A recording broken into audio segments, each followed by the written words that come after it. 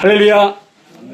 예, 오늘도 정말 이렇게 함께 모여서 예배드림이 우리에게 기쁨이요 축복인 줄 믿습니다. 여러분, 우리가 살다 보면 그때는 몰라.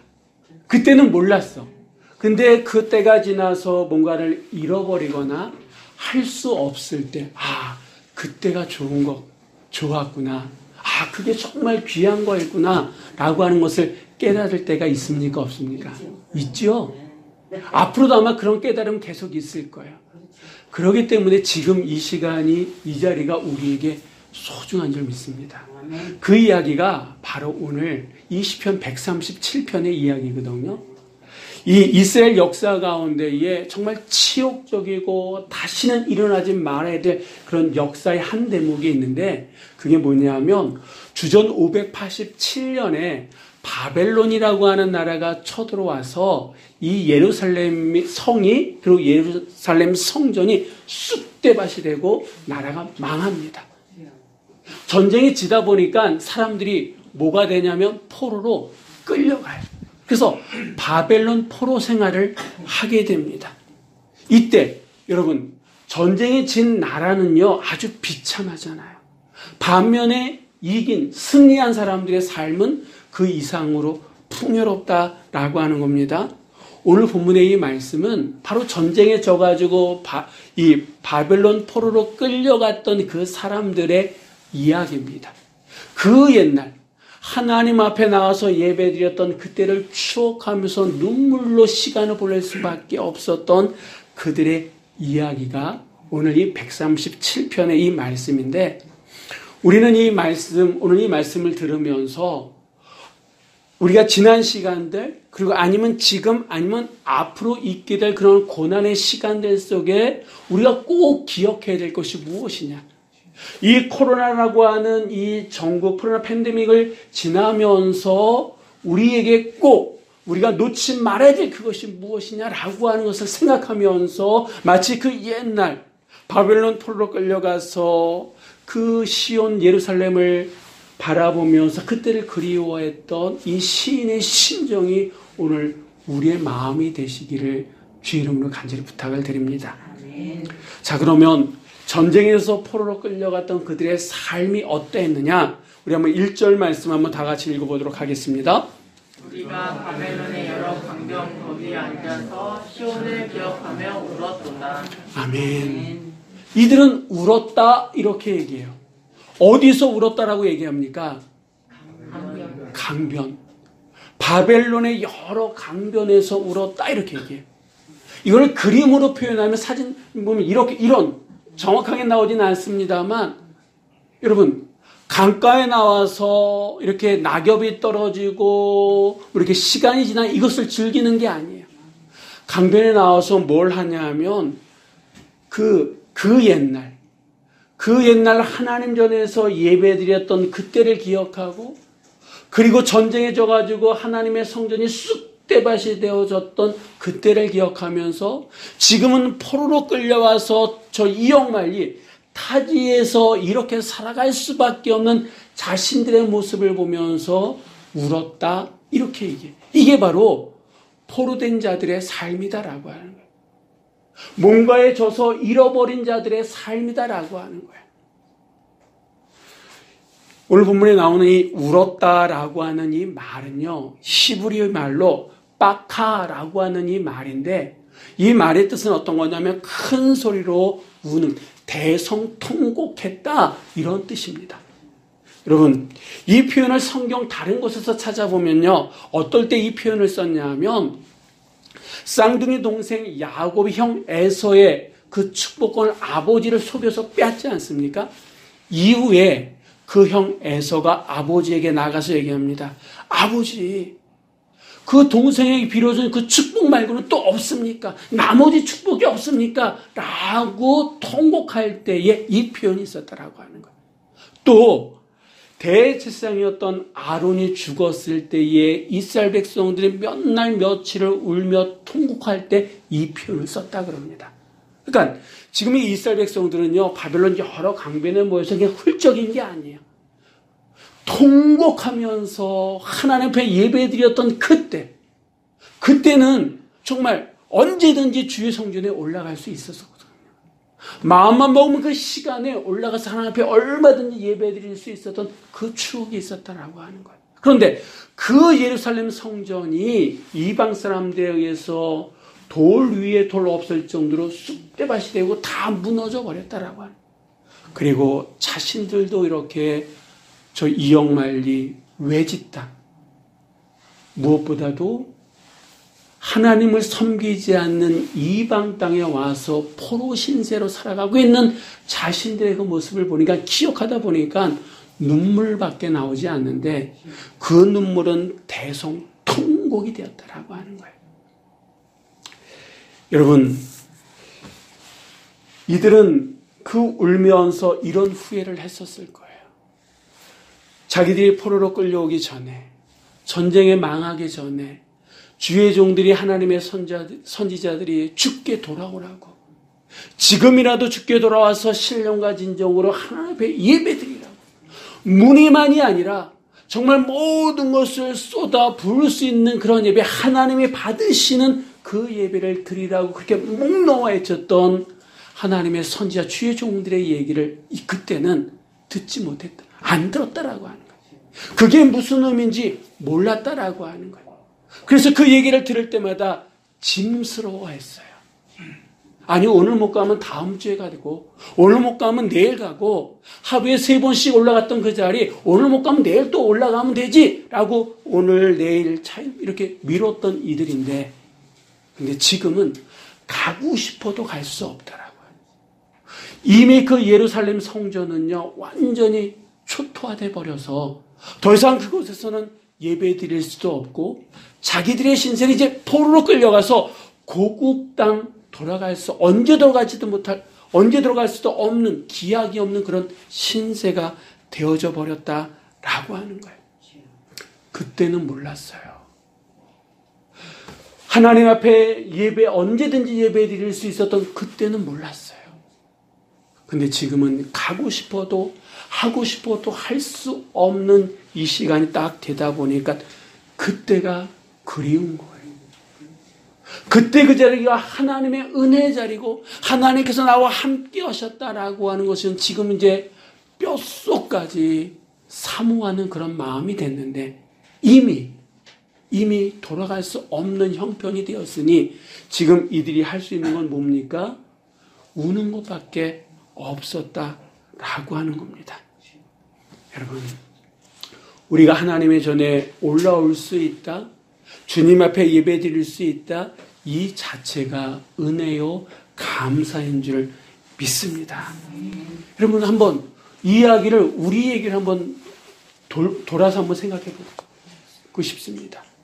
우리가 지난 2년여의 어떤 코로나 팬데믹 아직도 끝나지 않았어요. 여전히 진행형입니다. 이전에는 우리가 정말 작은 교회였지만 나와서 예배드리고 찬양하고 기도하고 또 예배 마치고 또 음식을 같이 나누었던 그런 시간들이 있지 않습니까? 근데 지금 그렇게 못해요. 간단하게 서로 다과는 나눌 수 있지만 음식을 못 나눠요. 예전에는 몇 사람 안 됐습니다만 그래도 부르짖으면서 기도하고 기타 치고 피아노 치면서 찬양했었잖아요. 근데 지금은 못해요. 어떻습니까? 수요 예배도 있었고 금요 예배도 있었고 새벽 예배도, 그 다음에 주일날도 11시 예배, 오후 예배가 그렇게 드리다가 이 코로나로 인해서 지금 어떻게 보면 겨우 주일 예배 정도 드리고 있는데, 이 팬데믹 상황 속에서 여러분은 어떤 생각이 드세요? 그래, 11시 예배만 드리는 것도 감사하지, 이런 생각 우리 할 수도 있습니다만, 우리 안에 그래, 그때는 나오기만 하면 언제든지 예배 드릴 수도 있었고 찬양도 할 수 있었고 기도도 할 수 있었고, 그리고 서로가 함께 이렇게 모여서 음식도 나누고 있었는데, 여러분 그때가 그립지 않습니까? 그때를 생각하면서 이 코로나 빨리 사라져야 되는데, 빨리 없어서 일상의 삶으로 돌아가야 되는데, 이런 생각하시지 않습니까? 그때는 함께 모여서 예배드리고 찬양 음식 나누는 게 그렇게 귀하고 감사한 일인지 몰랐어요. 근데 지금은 하고 싶어도 할 수 없다 보니까 그때가 그래요. 함께 모였다라고, 함께 예배드린다, 함께 기도한다, 함께 찬양한다, 함께 음식을 나눈다라고, 우리가 아무런 그런 것 없이 함께 모일 수 있다라고 하는 그 자체가 지금 생각해 보니까 감사였고 하나님의 은혜였다라고 하는 거예요. 근데 참 사람이 잃어버리고 할 수 없을 때 그 귀함을 느끼곤 한다라고 하는 거예요. 그때도 알았는데 그걸 또 깜빡 잊어버리고 지금에 와서 그때가 소중했네. 그래서 사람들이 뭐라고 얘기합니까? 있을 때 잘해 그러잖아요. 있을 때 잘하라고. 네. 아마 여러분들 내 옆에 계신 분들, 내 앞에 계신 분들, 그 어떤 사람들보다 내가 있을 때 잘해야 될 분들 아닙니까? 우리 한번 인사 나누겠습니다. 옆에 앞에 계신 분들에게 있을 때 잘하겠습니다. 한번 인사 나누겠습니다. 예, 감사합니다. 여러분, 오늘 이 자리가 정말 감사의 자리인 줄 믿습니다. 이 자리가 정말 우리가 모여서 함께 예배드린다, 함께 있다라고는 이 자체가 감사하고, 이 마음을 모아서 우리가 하나님 앞에 예배드릴 때 하나님께서 그 예배를 받으시는 줄 믿습니다. 어떻게 보면 눈에 보여지는 걸로 본다 그러면 이 시인을 비롯해서 바벨론 포로로 끌려갔던 사람들은 다 모든 것을 잃어버린 사람들이에요. 나라의 주권도 잃어버렸습니다. 그동안 모았던 재산도 다 없어졌어요.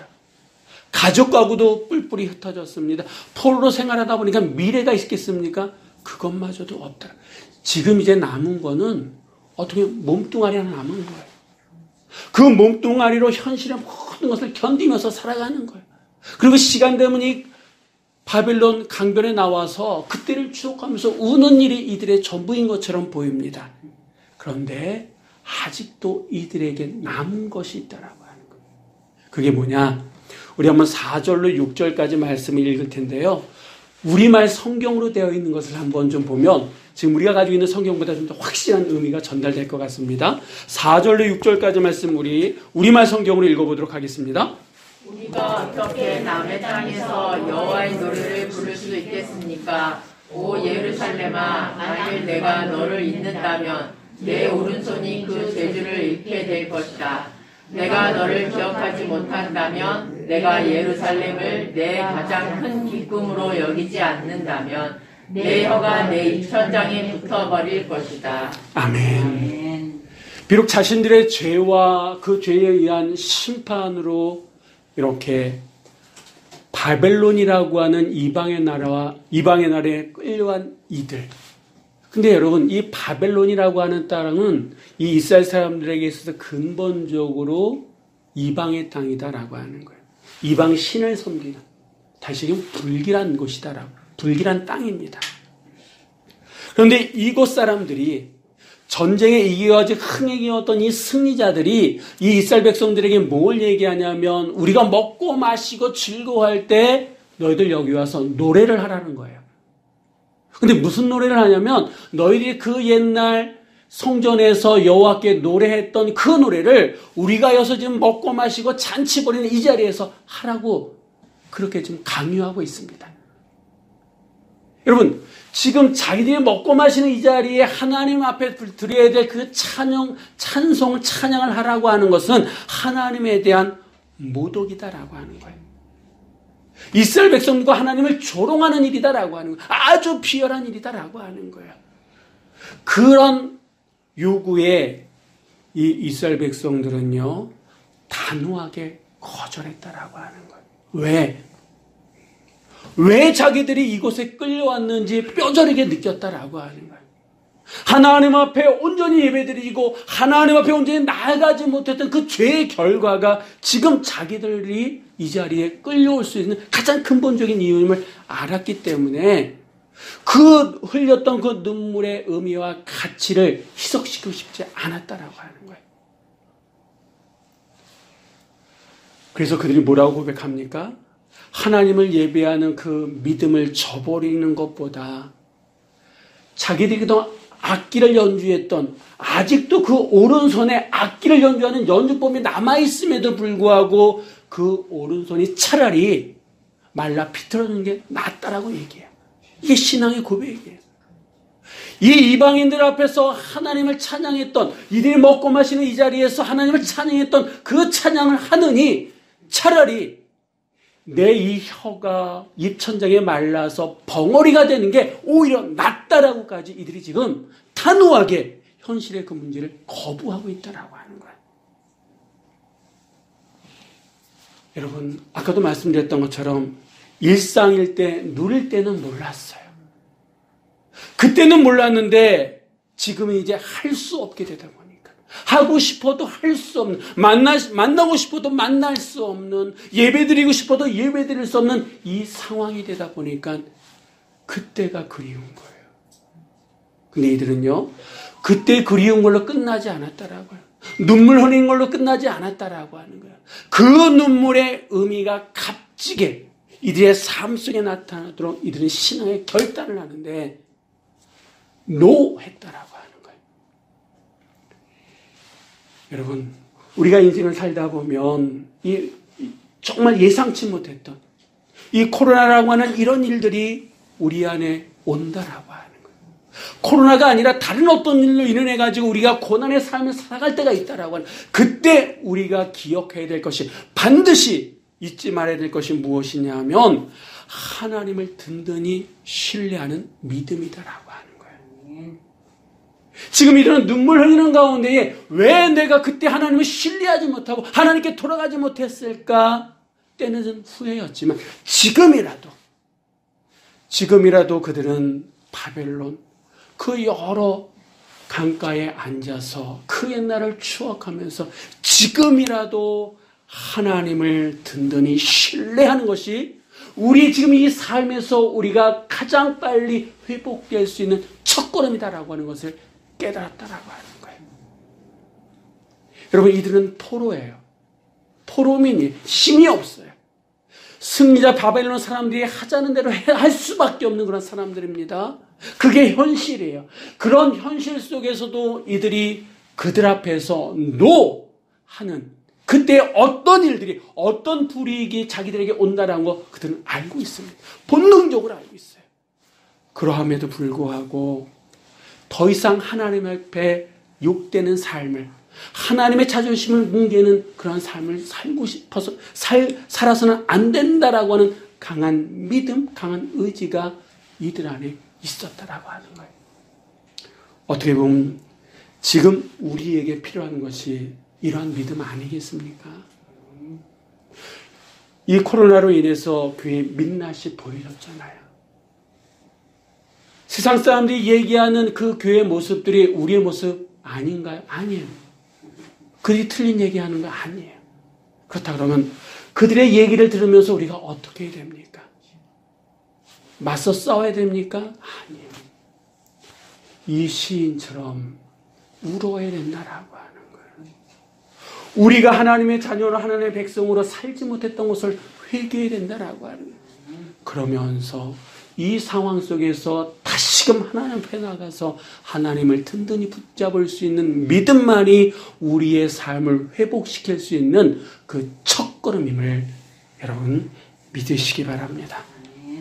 이 시인은요, 현실적으로 받는 그런 수치와 모욕감을 끌어안고 그냥 눈물만 흘리는 것에 끝나는 것이 아니라 그것을 끌어안고 고통 가운데에 하나님 앞에 기도를 토해내는데, 한번 그의 기도를 들어보겠습니다. 우리 7절 말씀 우리말 성경으로 다 같이 읽어보도록 하겠습니다.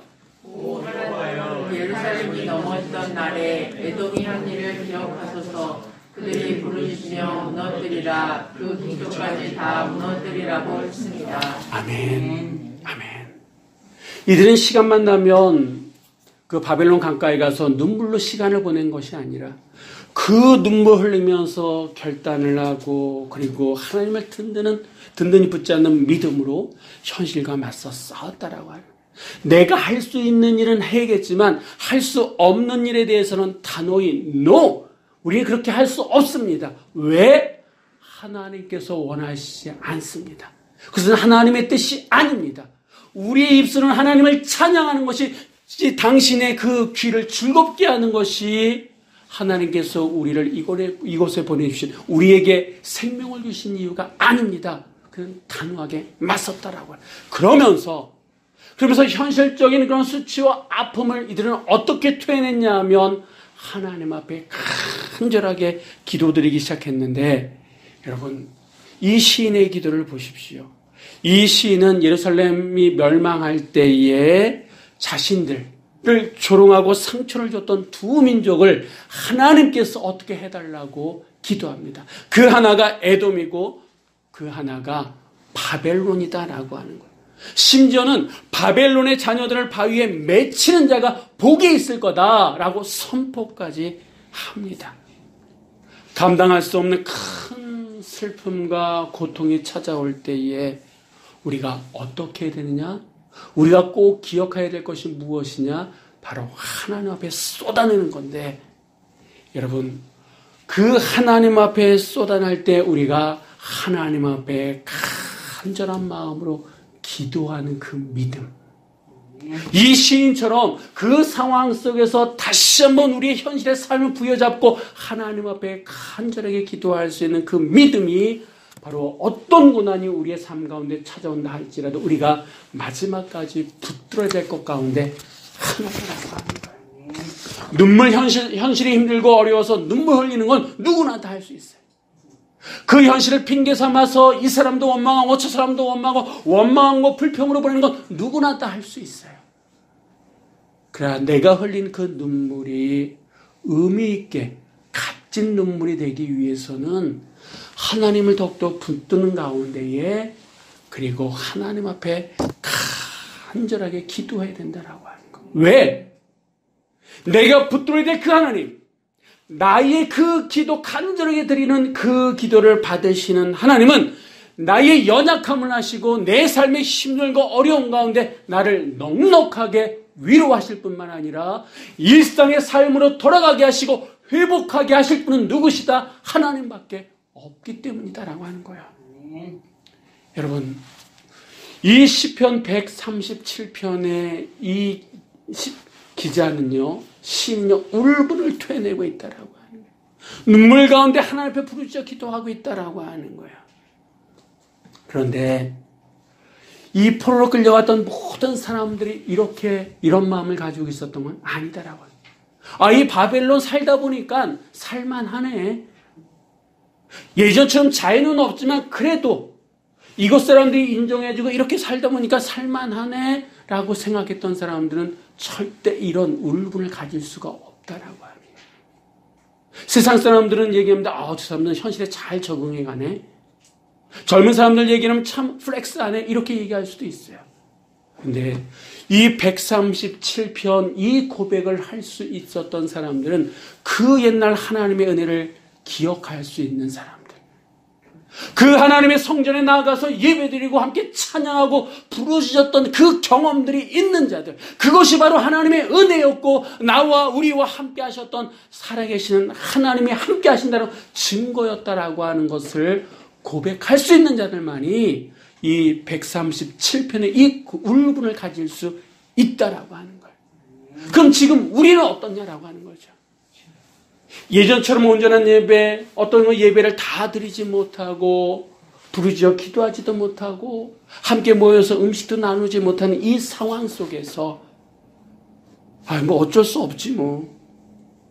예전처럼은 아니더라도 그냥 이렇게 또 신앙생활 하니까 이것도 또 할만하네. 이런 생각이 우리 안에 있다 그러면 그냥 편하긴 편해요. 저도 일주일에 그냥 이 주일 예배 한번 준비하고 새벽에 이렇게 나와서 혼자 기도하는 가운데 말씀을 묵상하는 것을 나누는 거 저도 편해요.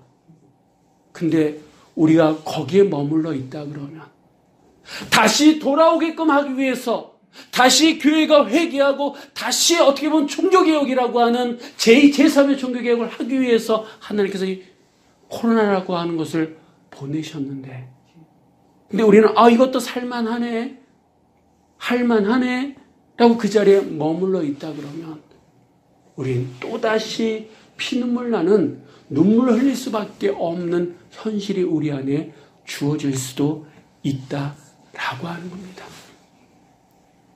여러분, 지금의 이 신앙생활, 지금의 이러한 모습들이 만족한다 그러면 우리는 코로나 종식을 위해서 기도하지 못할 거예요. 만약에 기도한다 할지라도 하나님이 사는 불편합니다. 근데 우리가 코로나를 위해서 기도해야 될 이유 가운데 하나는 하나님, 이 코로나를 위해서 우리가 함께 모여 예배드리지 못합니다. 주의 자녀들이 주의 성전에서 삶의 자리에서 신령한 인정으로 예배드리지 못하고 함께 교제 나누지 못합니다. 이건 하나님의 뜻이 아니지 않습니까? 지금이라도 주의 자녀들이 교회가 회개하고 성도가 회개하고 주 앞에 돌아오게 하시사 그 회개의 역사로 코로나가 종식되고 다시 예배가 회복되어지며 우리의 차례를 지켜나가게 하시옵소서. 이게 지금 우리가 드려야 될 예배인 줄, 기도인 줄 믿습니다. 하나님이 왜 우리에게 이 코로나라고 하는 것을 허락하시는지는 모르겠습니다. 정확한 왜 이 코로나가 나타나는지 이유는 몰라요. 하지만 분명한 것은 교회가 회개할 일이요, 이 모든 것이 주의 주권 아래 움직이고 있다라고 하는 것은 확신합니다. 그렇다면 지금이라도 우리가 주님 앞에 나와서 눈물 흘려야 될 줄 믿습니다. 그 옛날 포로로 끌려갔던 이들이 예루살렘을 갈 수는 없었기에 그 바벨론 강변에 모여서 눈물로 그때를 추억하면서 하나님 앞에 회개했던 것처럼 지금이라도 이 땅의 교회와 이 땅의 성도들이 하나님의 그 섭리를 기억하면서 지금이라도 통곡하며 회개할 때에 우리의 일상의 삶은 다시 회복되어지게 될 줄 믿습니다. 여러분, 이 코로나로 인해서 우리가 많은 것을 포기하고 잃어버렸고, 이 코로나로 인해서 교회와 성도들은 세상에 조롱거리가 되고 비웃음거리가 됐습니다. 우리가 지금의 그 현실을 그대로 인정하면서 그러기에 더더욱 하나님 앞에 든든하게 나가서 하나님을 믿고 그 하나님의 선하심을 믿는 가운데 간절히 기도해야 될 때인 줄 믿습니다. 지금은 정말 회복을 얘기하고 다시 일상의 삶으로 돌아간다라고 얘기하는 이때에 우리가 일상의 삶으로 돌아갈 수 있는 그 첫걸음, 아무리 고난이 우리의 삶 가운데 힘들고 어려움으로 다가온다 할지라도 마지막까지 우리가 붙들어야 될 것은 바로 하나님을 든든히 신뢰하는 믿음, 그리고 하나님께 간절하게 기도하는 그 믿음인 줄 믿습니다. 하나님만이 우리의 삶을 일상으로 돌아가게 하고 하나님만이 우리의 삶을 회복하실 수 있는 분임을 믿으시고 믿음으로 주 앞에 나아가는 이번 한 주간이 되시기를 주의 이름으로 간절히 축원드립니다. 기도하시겠습니다.